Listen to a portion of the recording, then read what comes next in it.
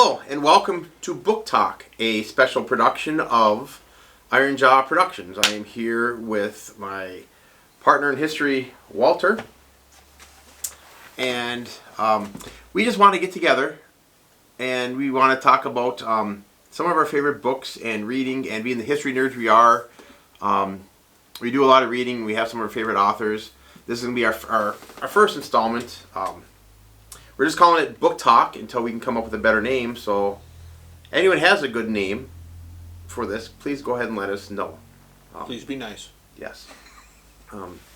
Today, Walter has agreed to let me do some of the talking for once. No, in all seriousness, no.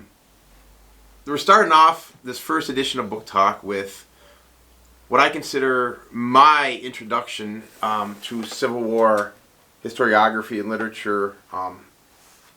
Because obviously that this American Civil War is my passion, and we're going to talk about Bruce Catton as our first author in Book Talk. Bruce Catton is a name known to every Civil War nerd out there, whether you read him or not. He was a popular historian that wrote primarily in the 50s and 60s. He is considered one of the leading bards of the Civil War. Back then in the 50s and 60s, the top two bards were generally considered Bruce Catton and Douglas Southall Freeman. Excuse me. Nowadays, I think you would say that the top bards are probably considered to be Bruce Catton and Shelby Foote. The constant there is Bruce Catton. Some would say that Bruce Catton's writing is a little bit, what's the word? Not aged. Timed out. Dated. Thank you. That's why I invited Walter down. James told you I'm useful. So. But no, who was Bruce Catton? Bruce Catton was a Midwesterner like us. Was born in Michigan, grew up in Michigan. He grew up talking to Civil War veterans. They were the old men in the community when he was a kid. It makes me think of another Midwestern historian, Stephen Ambrose, because he grew up in southern Wisconsin, talked about listening to the World War II veterans talk when he was growing up. Much the same with Bruce Catton. Served briefly in the Navy during World War I. Went to college, became a journalist. Ended up working in Washington, D.C. for the government, and left that job to become a full-time historian, full-time writer, longtime editor of American Heritage magazine, and most famous for his writings on the Civil War. Now, Bruce Catton is not an academic historian. He's what we call a popular historian, or a narrative historian. Probably his most well-known work in any self-respecting, proper Civil War nerd grew up and is familiar with this book here. And they had this on their shelf as a kid. The American Heritage Picture History of the Civil War. It's a massive tome, coffee table book, whatever you want to call it. I got this for Christmas when I was just a wee youngin' back somewhere in the early to mid 80s. Leafed through it, I don't know how many times. Beautiful illustrations. It actually won a special citation from the Pulitzer Prize Committee for History. A couple things I just want to note in here. Like I said, it's noted for its illustrations, and we'll have some better close-ups. But for example, it's got these I don't know how to call these types of illustrations, but it's got these three-dimensional overhead like terrain maps that are almost like I don't know what you call it, sketch drawings. But they really showcase the action. They got so many of these and other illustrations they have in here. And it's a beautifully illustrated book. I actually did not read the full text. The text came out. Mariner Publications brought this out in just a non-illustrated version of it. That's the one that I actually read. But it's almost every Civil War buff that I talked to has had this on their shelf. So the American Heritage Picture History of the Civil War. And you think you might have this? I probably do. Okay, good. Well, that's one of the check boxes to be in an actual. So, but you're more of a 20th century nerd, anyways. So. Yes. Full disclosure: this is coffee. Yes, you go. Sure. Yeah. It's coffee. I'm gonna take a sip while from my mug. But no, Bruce Catton is known for his lyrical prose, his ability to paint a word picture, and even though he wrote in the 50s and 60s, and some of his information is dated, he is still, I still think he's somebody that somebody should read. One of the books sections he wrote the Centennial History of the Civil War. I'll just, one copy here, for example, this is volume 1 of that. He wrote this in the 60s, hence the Centennial History. The Coming Fury is the immediate year leading up into the Civil War. He really covers a lot of the personalities well. It really makes, I know when he starts out talking about William Lowndes Yancey, which is one of the fire breathers from South Carolina that led our nation down the war.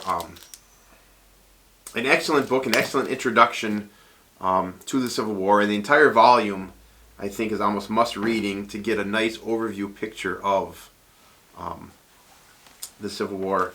But his most famous books are his Army of the Potomac trilogy, which he wrote in the 50s. One of them, the first volume, is holding up my picture history at Mr. Lincoln's Army. But there's two that I'm going to talk on. Glory Road, which covers from the Antietam through the fall of Vicksburg and Gettysburg, so basically from autumn of 62 to the summer of 63. And then his most famous one, A Stillness at Appomattox. This actually won the Pulitzer Prize for History in 1954, and a couple of other awards. And when I first read this book, I read this to complete the trilogy, and I'm thinking, the Army of the Potomac in 1864 and 1865. We're talking the Overland Campaign. We're talking Wilderness, Spotsylvania, the Petersburg Siege. This is going to be drudgery and just hard to get through, just by the nature of those campaigns. But it actually wasn't. This book read like a novel. Literally, this is the definition of a page turner for me. I could not. And his description of the end of the war and Lee's surrender at Appomattox, no matter where your sympathies lies, you're going to have goosebumps and that what do you call it in your throat? You're going to have emotions when you read it. Thanks for the back there. That's why I'm here. But to talk about his prose, I'm going to read a selection from Glory Road. Probably illustrates. He talks about the first day of Gettysburg and the approach of the Iron Brigade to Gettysburg that first day, and this is frequently cited as an example of some of his prose that makes his books so easy to read, enjoyable to read. As the brigade approached Gettysburg, Meredith ordered the flags uncased and set the fife and drum corps playing at the head of the column, and the Westerners fell into step and came swinging up the road, their black hats tilted down over their eyes, rifle barrels sparkling in the morning sun. There were 1,800 fighting men in this brigade, and the men were cocky. Officially, they were the 1st Brigade, 1st Division of the 1st Army Corps, and they figured that if the Army were ever drawn up in one long line for inspection, they would stand at the extreme right of it, which somehow was cause for pride. On the ridge to the west, there was a crackle of small arms fire and a steady crashing of cannon, with a long, soiled cloud of smoke drifting up in the still morning air. And at the head of the column, the drums and fifes were loud, playing That Girl I Left Behind Me, that perennial theme song of the Army of the Potomac, playing the Iron Brigade into its last great fight. That, every time I think about the first day of Gettysburg and the Iron Brigade's approach, his words bring my head, and the word in the word picture that he created with that passage, I guess is in my head. I don't know. Do you have any comments, questions, thoughts?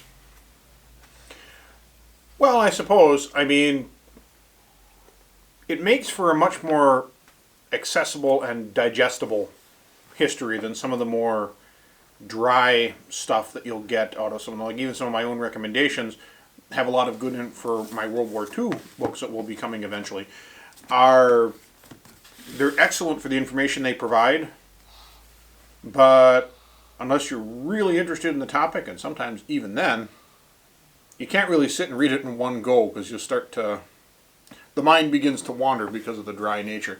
So attempting to build that kind of more narrative style and giving it more of a, helping you to visualize what's going on, that's very helpful for making it, again, just digestible, fun to read, and frankly, it's easier to retain information in that style too, because as you discussed, it provides a vivid mental image, at least with the way that I tend to process things myself. And his research was pretty good. He had a research associate, E.B. Long, that helped him with a lot of his research. And the one thing that Bruce Catton is notable for, as much as he talked about like the leadership, he talked about Lincoln a lot, he talked about Grant a lot, he talked about a lot of the leadership a lot. He also had a lot of discussion and viewpoints from that common soldier. He sought out and was one of the first popular authors back then to really use soldiers' letters and soldiers' memoirs in his writings. And a lot of his and people would go into their attics and pull out Grandpa's letters and share them with him for his research. So he tapped a lot of unused resources at the time to bring out the voice of the common soldier. And I believe it's the University of Wyoming, where a lot of his research is archived right now. And a lot of those letters and memoirs that he used. So he gets a little bit of criticism. Probably the most notable is that he's into hero worship a little bit. I guess you can say that, because he is generally considered. He generally gives a positive outlook on Grant and Lincoln and Sheridan and Sherman and some of them, and maybe isn't as critical. But you get that with a lot of writers. But I think Bruce Catton is indispensable in anyone's Civil War library. No less than when Mariner Books came out with the text version of the picture history. No less an authority than James McPherson did the introduction to that book, and he is towards the pinnacle of Civil War historians from the 70s, 80s into the 90s. When Modern Library came up with the reissue of the Army of the Potomac trilogy, they got Gary Gallagher, a famous Civil War historian, University of Virginia Tech. I should probably know what school he's from. One of those big Virginia colleges. As the editor and the one who wrote the introduction. So these are historians, serious academic historians, who hold Bruce Catton's writing in high regard. Now, I don't say, like everyone else, I say he should not be your only read in the American Civil War, but he is definitely the required read that should be on anyone's shelf, if nothing more, just for the pure pleasure of his words and stuff like that. So that is just our introductory book talk. Again, we're just here, a couple Civil War nerds sharing our passion. My passion being Civil War, and Bruce Catton was my introduction to reading about that war. I could probably talk about Catton and his books for another half hour, but our producer says we need to keep these short to maintain interest. So we're gonna cut it off there, and we've got plenty more planned in different book talks on different subjects. So tune into us wherever you get your favorite unlicensed, free wannabe podcasts.